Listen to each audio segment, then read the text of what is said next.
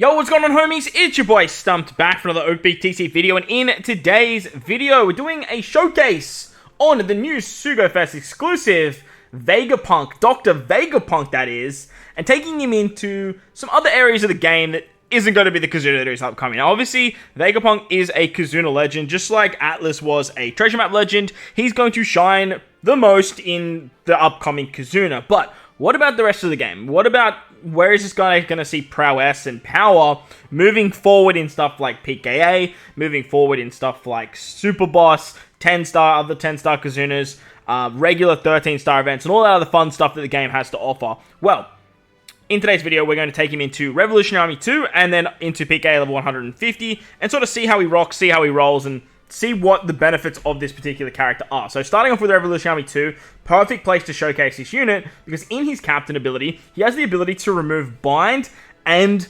paralysis. Any character that has the ability to remove 2 debuffs is incredibly powerful. He also gives cerebral characters 2 turns of cooldown at the start of the fight, makes their tandem, bomb, and super bomb orbs have matching slot effects, HP by 1.35, and if you have 6 cerebral characters on the crew, boosts the cerebral character's attack by 5.75 instead, if they have a beneficial orb, 5.25 otherwise. Now, I'm assuming this means that he just boosts cerebral characters by 5.25, unless they have a matching orb, and you have 6 cerebrals on the crew, which will allow you to get the 5.75 times multiplier. Now, this is a really good captain ability.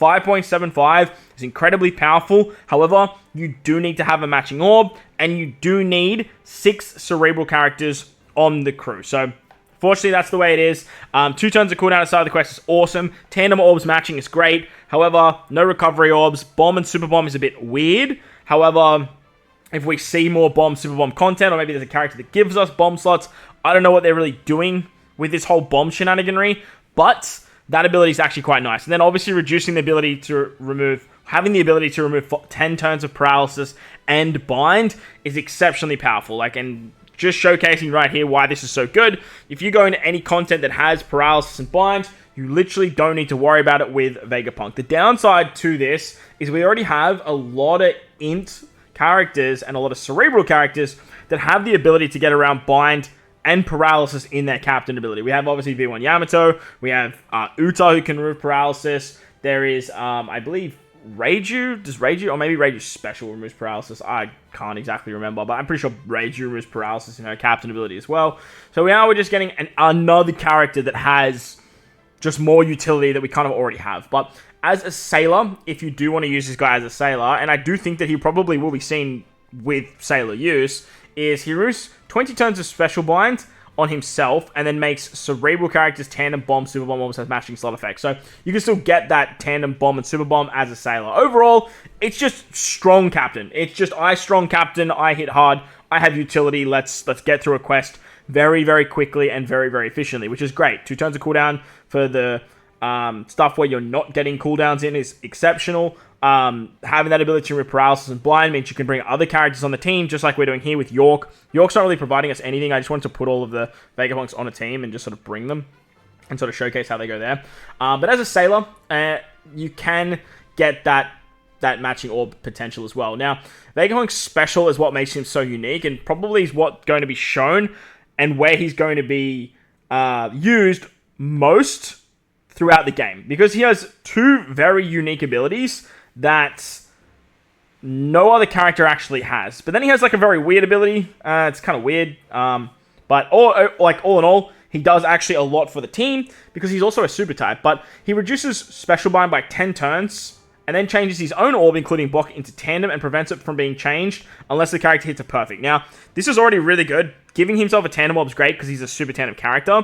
And then giving you the super lock, which means that you can't actually get rid of it, or you can choose to keep it, I should say, as long as you don't hit a perfect, which is awesome, because you can just start the super tandem with him, hit like a good or a great, and then just have like chain boundary and stuff like that moving forward.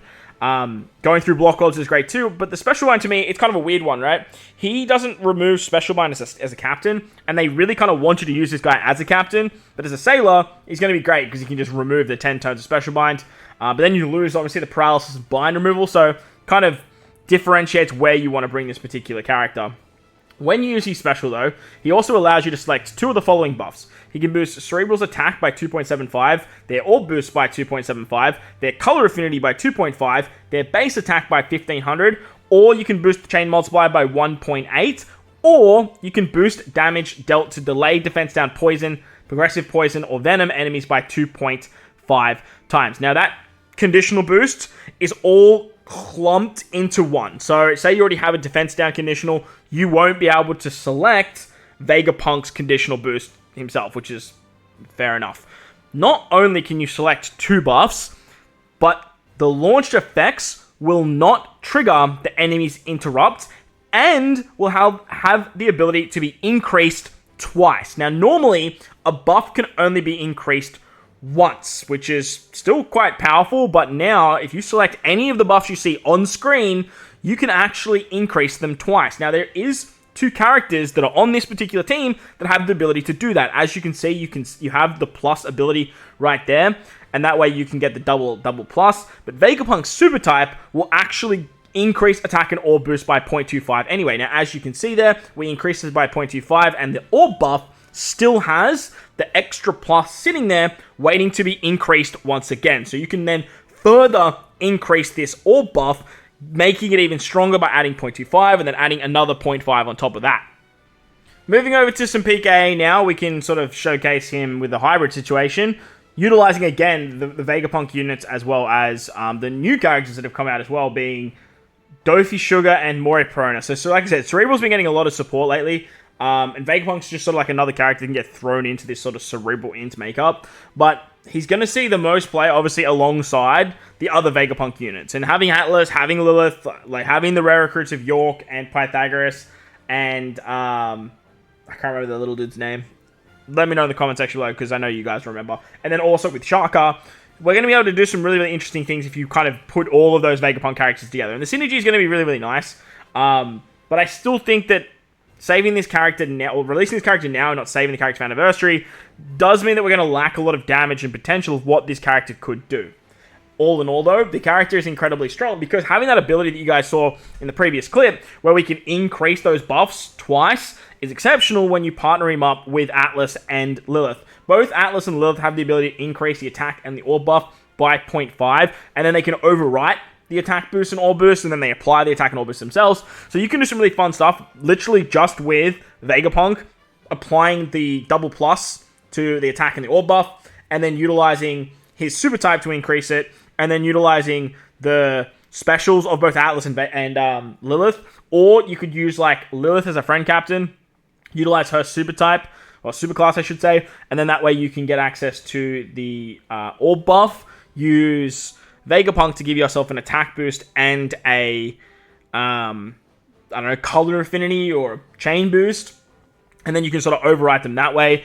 Plus, because Vegapunk rotates that orb, you can use stuff like the Vivi or the Rageous Spot, as you guys saw. So you can just get a lot of extra buffs, literally just with Vegapunk. On top of that, if you have 6 int characters on the crew, and he's the captain, or if he's the captain, he applies a 20% cerebral resistance for 1 turn. But if you have 6 int characters on the crew, he changes the crewmate's second class to power, if they are powerhouse, to cerebral. So, really weird thing for the character to do, but if the second class is powerhouse, he's going to turn that class into cerebral unless they already are. So if they're a cerebral powerhouse, it doesn't matter. But if say they're a fighter powerhouse, Vegapunk, if you have 6 int characters, it's going to turn them into cerebrals. Now that means that this character also needs to be an int powerhouse as their second class, and that leads me to believe that probably going to see a very strong int powerhouse character down the line that Vegapunk will be able to turn into a cerebral. Now we were thinking maybe it might be Bonnie. I feel like we're probably on the cusp of a new Lucci or a new Kuma that could do something like this. Who knows? Like, we could see particular Marine characters or, well, government characters also have this particular ability. For me, it seems like it's set up to the future, but all in all, we'll have to wait and see. Most of the time, you're just going to use this guy to be able to remove some special bind as a sailor, get 2 buffs of anything you guys want to bring. He's also a super tandem character, which means that you can actually activate his super tandem because he gives himself a tandem orb that goes through block orbs that he can actually super lock. He's a super type character that can provide resistance. So you kind of want to use him as a captain if you are utilizing like a mono int cerebrally build team. I do think he's probably going to be the best option in that regard. But remember, you do have Kobe, the anniversary exclusive, to do captain swap. So you could use this guy as a sub, swap him into captain, and sort of just go from there. But he's super special. Like, it's not too crazy. The only upside to it is that it increases the attack and all buff by 0.25. And then obviously with the double stacking ability that he can provide, that becomes very, very strong as well. He has a really good support though, going on any int cerebral character, where if you use a special to if the supported character uses a special, further increase the boost effect of the special that is launched, and reduces blind and paralysis by 2 turns. So very interesting ability to have as a support.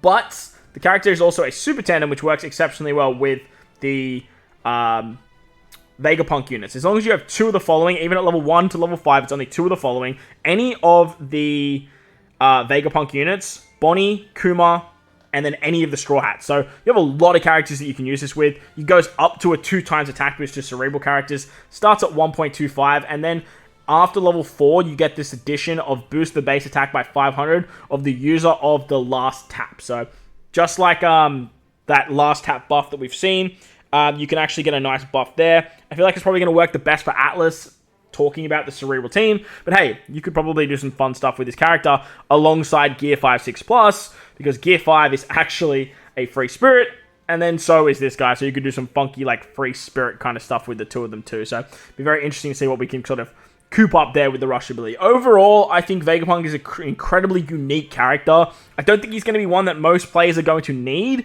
but it's going to be very interesting to see what the Super Boss holds and what the biggest damage int team is going to look like nowadays, because I can almost guarantee we're going to see a Super Boss for what's it called?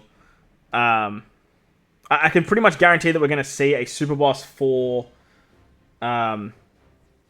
Sai when we do go up against, or when we do actually get the Super Boss come back around. We'll have to wait and see. But let me know your thoughts and opinions of the unit down below. While you're down there, belt the like button, hit the subscribe button, do all that good stuff. Most importantly, wherever you guys are in this beautiful world, please remember to enjoy the rest of your day.